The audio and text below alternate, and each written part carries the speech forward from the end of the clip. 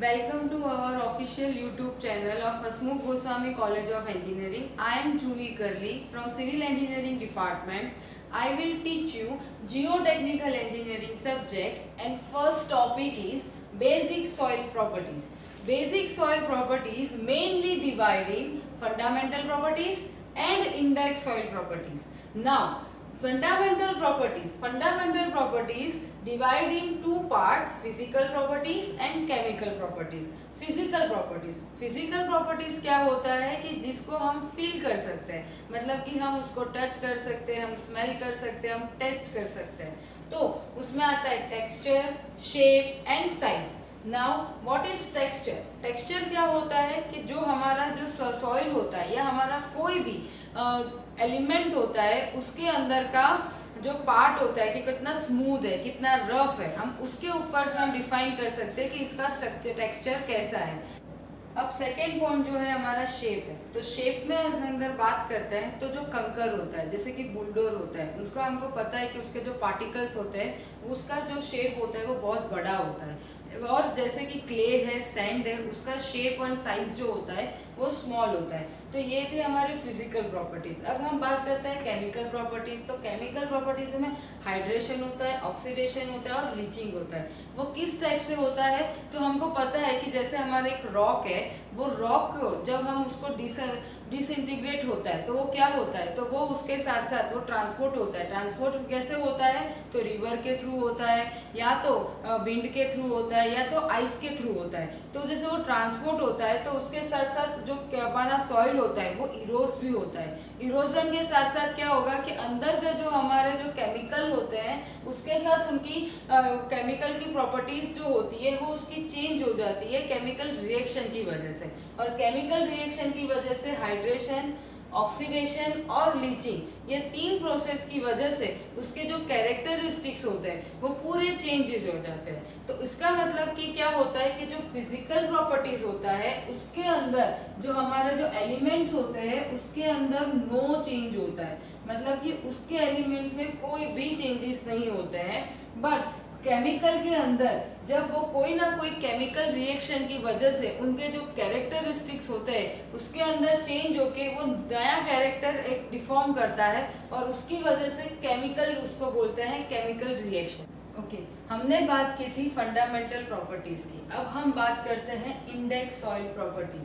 Fundamental properties से हमको 80% चीज़ें पता चल जाती है कि कौन सा फॉर्म है सॉइल का। बट जब उसकी छोटी छोटी प्रॉपर्टीज हमको जाननी होती है तो हम उसके लिए यूज करते हैं इंडेक्स सॉइल प्रॉपर्टीज, क्योंकि हम सिविल इंजीनियर हैं। सिविल इंजीनियर का काम ही है बिल्डिंग्स बनाना, ब्रिजेस बनाना, मतलब कि इंफ्रास्ट्रक्चर को कंस्ट्रक्ट करना है। तो उसके लिए जो हमारी जो सॉइल होती है वो सॉइल के जो पार्टिकल्स होते हैं उसमें छोटी छोटी प्रॉपर्टीज भी हमारे लिए बहुत ही इंपॉर्टेंट होती है। और वो हमको कहाँ से मिल सकती है? तो इंडेक्स सॉइल प्रॉपर्टीज से हमको वो सारी प्रॉपर्टीज के बारे में पता चल जाता है। कैसे पता चलता है? तो हमको ये पता है कि जैसे कि समझ लो कि ये जो सॉइल है, ये सॉइल के अंदर तीन पार्ट्स होते हैं। कौन कौन से होते हैं? सॉलिड्स, वाटर और एयर। तो जो हमारा सॉइल है, अब सॉइल आपको पता है कि एक ही शेप में तो होगा नहीं, अलग अलग शेप में होगा। तो जैसे कि कहीं पे बड़े पार्टिकल्स होते हैं, कहीं पे छोटे होते हैं, कहीं पे एकदम छोटे होते हैं। तो ये जो पार्टिकल्स है उसको हम क्या बोलते हैं? सॉलिड्स। उसको हम क्या बोलते हैं? सॉलिड्स। और जो हमारे जो छोटे छोटे पार्टिकल्स के बीच में कहीं ना कहीं पे जगह रह जाती है, वो जो जगह जो होती है ना, वो जो हम जगह होती है उसको हम बोलते हैं वॉइड्स। ओके, वॉइड्स क्या होता है? तो वॉइड्स के अंदर होता है वाटर प्लस एयर। मतलब कि ये जो वॉइड्स होते हैं वो वाटर के अंदर भी होता है और एयर के अंदर भी होता है। मतलब कि वॉइड्स वाटर और एयर का समेशन भी बोल सकते हैं, या तो अकेले वाटर हो सकता है या तो अकेला एयर हो सकता है।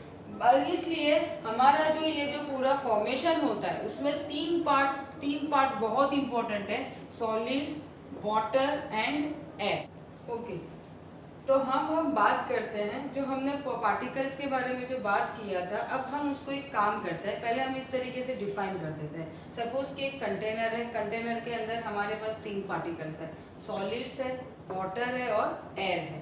डन। अब ये जो सॉलिड्स है, वाटर है, एयर है, तो हम उसके जो वॉल्यूम्स है उसको हम डिफाइन करते हैं। जैसे कि सॉलिड्स के जो वॉल्यूम है उसको मैं लेती हूँ VS, वाटर का जो वॉल्यूम है उसको मैं लेती हूँ VW और एयर का जो वॉल्यूम है उसको मैं लेती हूँ VA। ऐसे ही हम वेट जो है उसको भी डिफाइन करते हैं।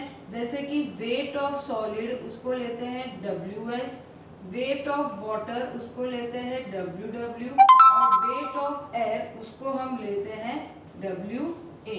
डन। तब अब जब हमको एक टोटल वॉल्यूम चाहिए तो हम क्या लिखेंगे, total volume is equal to VW plus VA plus VS।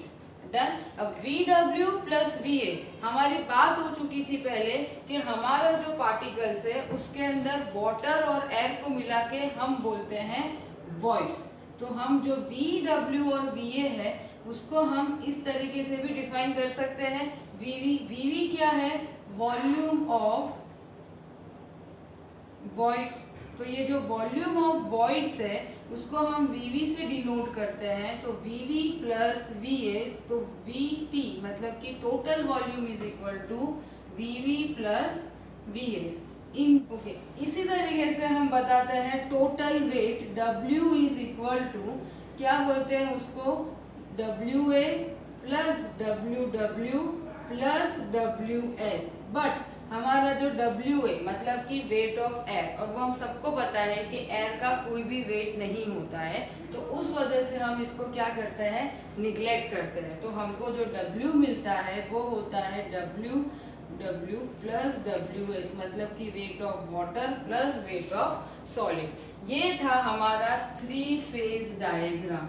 अब हम बात करते हैं जो 3 फेज डायग्राम है। अब हमको पता है कि जो सॉलिड्स है, जो सॉइल है, उसके अंदर जरूरी नहीं है कि ये तीनों के तीनों पार्टिकल्स अवेलेबल हो। तो इसके लिए हम कैसे भी करके 2 पार्टिकल्स भी आ सकते हैं। 2 पार्टिकल्स मतलब कि या तो सॉलिड वाटर या तो सॉलिड और एयर। हम बात करते हैं सॉइल की, तो ये ध्यान रखना है कि सॉलिड हमेशा प्रेजेंट होगा, वो कभी भी एब्सेंट नहीं हो सकता है।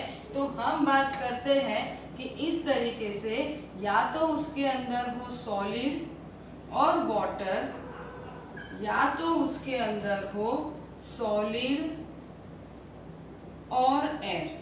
डन। तो अब जो सॉलिड और वाटर मतलब कि इसके अंदर एयर जो है वो क्या है, एब्सेंट है। तो एयर एब्सेंट है और सिर्फ बचा है सॉलिड और वाटर। तो ऐसी जो सॉइल होती है, इस टाइप की जो सॉइल होती है उसको हम बोलते हैं सैचुरेटेड सॉइल। उसको हम क्या बोलते हैं, सैचुरेटेड सॉइल। और जो हमारे पास सॉइल है और एयर है, जैसे मतलब कि वाटर उसके अंदर एब्सेंट है, तो इस तरीके की जो सॉइल होती है जहाँ पे सिर्फ सॉलिड होता है और एयर होता है उसको हम बोलते हैं ड्राई सॉइल। उसको हम बोलते हैं ड्राई सॉइल। ओके, तो ये जो दोनों चीज है, अब हमें पता है कि इसके अंदर सिर्फ 2 पार्टिकल्स है और ये दोनों चीज है, इस वजह से हम ये जो डायग्राम होता है उसको बोलते हैं 2 फेज डायग्राम। उसको हम बोलते हैं 2 फेज डायग्राम। और ये वाला जो फेज है उसको हम बोलते हैं 3 फेज डायग्राम। डन। अब हम बात करते हैं कि जो सैचुरेटेड सॉइल है, ड्राई सॉइल है, तो साथ में ये जो 3 फेज डायग्राम है, जो 3 फेज डायग्राम वाली सॉइल है उसको हम बोलते हैं पार्शियली सैचुरेटेड सॉइल। हमारे जो टॉपिक था उसका बात था बेसिक सॉइल प्रॉपर्टीज, उसमें हमने बात की थी फंडामेंटल प्रॉपर्टीज और बात किया था index soil properties. Fundamental properties में हमने बात की फिजिकल और केमिकल प्रॉपर्टीज की, और इंडेक्स सॉइल प्रॉपर्टीज में हमने बात किया 3 फेज डायग्राम, 2 फेज डायग्राम, जिसमें 3 फेज डायग्राम को बोलते हैं पार्शियली सैचुरेटेड सॉइल और 2 फेज डायग्राम है उसको हम बोलते हैं सैचुरेटेड सॉइल और ड्राई सॉइल। सैचुरेटेड सॉइल में एयर एब्सेंट होता है, ड्राई सॉइल के अंदर वाटर एब्सेंट होता है। तो ये था आज का हमारा topic. If you like our video, then subscribe it, share it and like it. Thank you so much.